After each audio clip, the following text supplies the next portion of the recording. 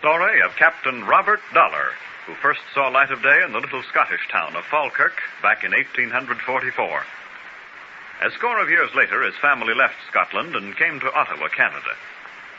We first meet the future ship magnate as a lean, tall lad working in a lumber camp some 200 miles away from his new Canadian home.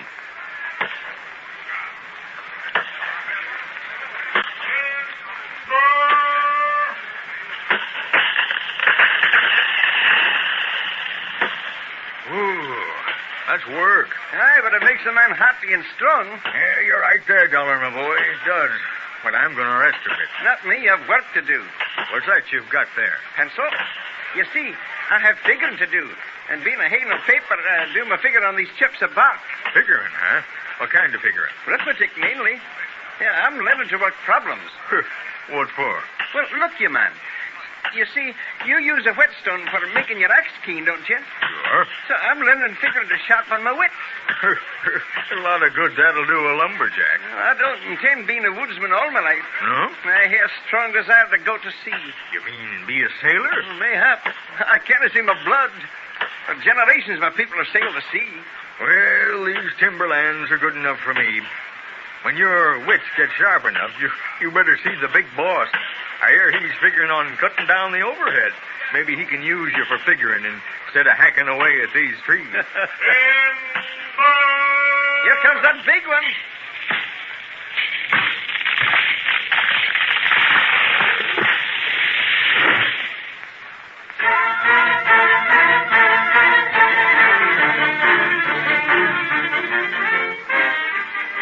Robert Dollar goes on with his figuring.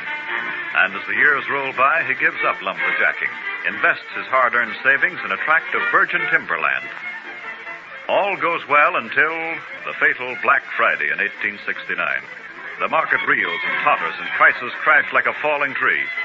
Robert Dollar is wiped out.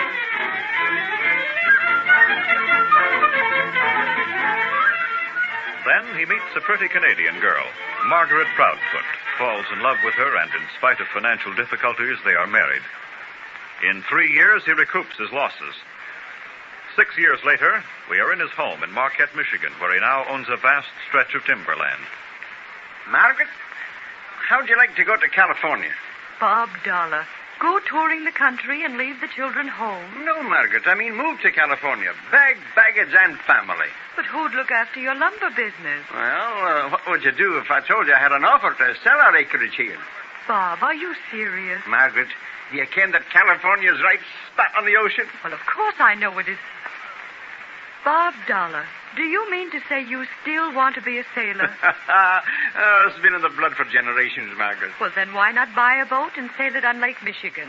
Why do you think I've stayed in the lumber business? To make money to support us. Well, I'll make it simple. Ever since I was a bairn, I've had one idea. The lumber business and shipping are no so far apart as you may think. Why not combine the two of them? California has the finest redwood timber in the world, but to ship the timber costs a lot of money. Money the other man makes who owns a ship or two. Oh, you'll buy some boats and do your own shipping. Ah, that's it. The possibilities for building a fine shipping line on the Pacific coast are unlimited. There's not only lumber, but gold, fruit, vegetables. Anything you can load under a hatch and carry to sea with you. How does it sound to you, Margaret? Well, Bob, I think you're always right. Oh, I can see it all so clearly. A fleet of trim, clean ships, sailing and arriving on schedule. Sailing around the world, maybe. That's what I want. Following the footsteps of my ancestors.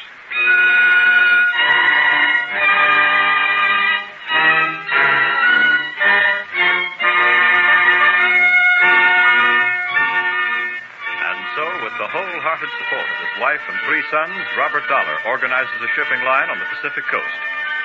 His first ship is a small schooner which he names the Newsboy. One winter day off the coast of Northern California.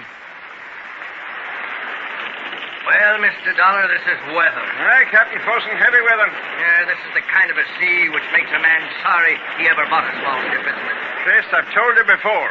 The Newsboy may only be 260 ton, but she's my fleet. Yeah, if we ever get to shore, we'll try to put in at Eureka and Westport and Now, if I reckon right, we're just off Fort Bragg. It looks like Bragg over there. Let me have your glasses. Thanks. Yes, it is. Oh, wait a minute. They're hoisting signal flags. What kind of signal flags? They're telling us not to land. Not land? Why, Chris, we can't just stay out here wallowing in the sea.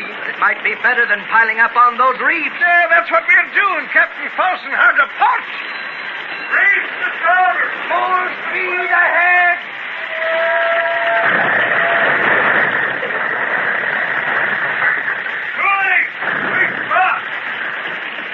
Paulson, pipe all hands to stand by. Chris, I think we're split wide open. We're right on top of the reef. We've got to take those men out of the engine room. Here, give me the speaking tube. Out of the engine room. Boys, get topside as fast as you can. I think we're going to go. Please see what you can do. I'll help the men launch the boat. Aye, Mr. Dollar. Look out! Look out! A culvert's going to hit us. Hang on, everybody! Hang on!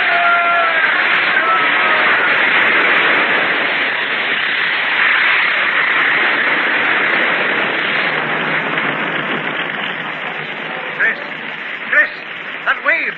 The wave washed us free. The ship's off the reef. We're in the harbor.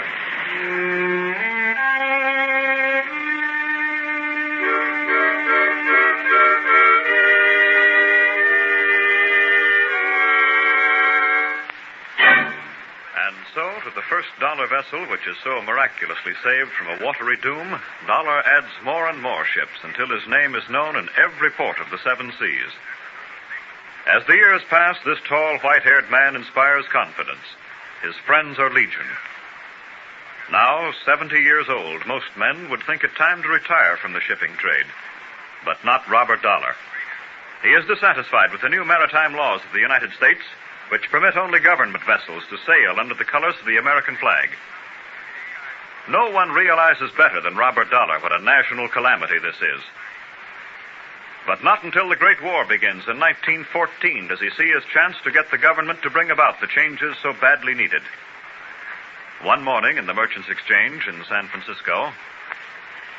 Well, blast my eyes, Captain Dollar. And how's everything faring with you this morning? Never better, Frobisher, never better. Except for one thing.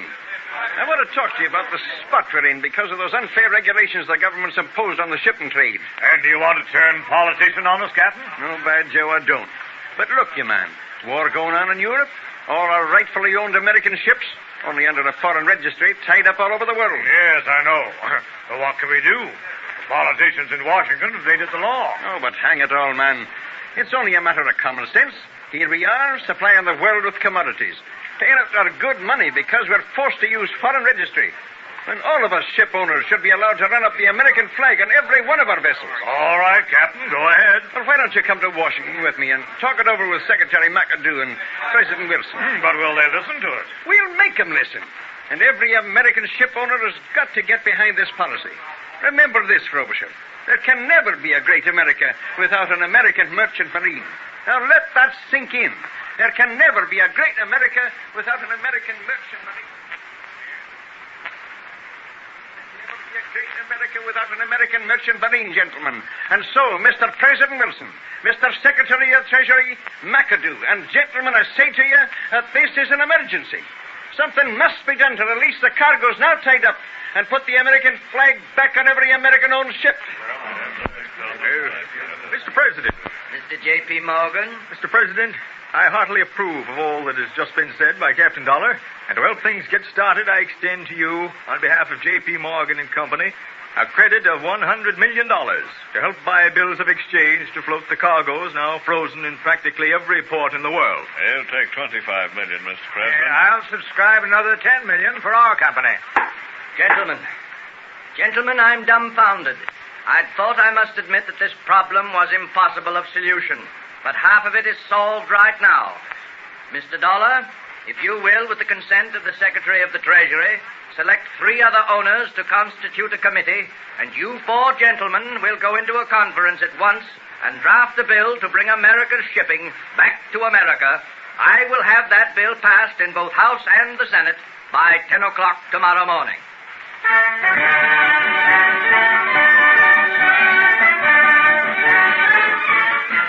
And So, through the efforts of Captain Robert Dollar, American shipping is rightfully restored to America.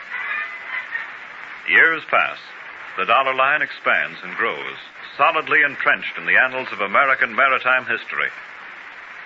One night, his devoted wife comes to his office to drive him out to his San Rafael home. She finds him standing by the window, gazing out into the twilight, drinking in the panorama of the harbor, the proud stacks of American steamers. At the age of 91, this sight enthralls him as much as his boyish dreams. It's all there before you, Robert, isn't it? Eh? Oh, 'tis you, Mother. All your dreams. Aye. Almost as I dreamed them.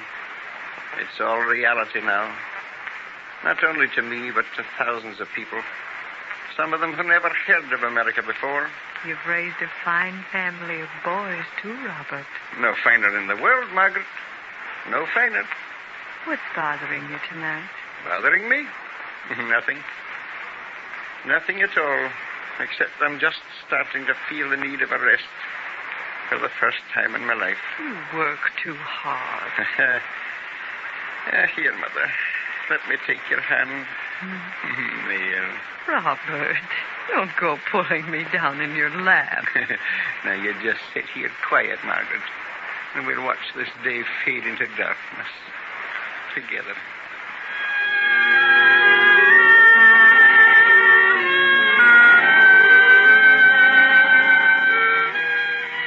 Thus, the boy from Scotland who started life as a lumberjack, but in whose soul was the call of the sea, fulfilled his destiny. A lifetime of proud achievement. Robert Dollar, Captain of Industry.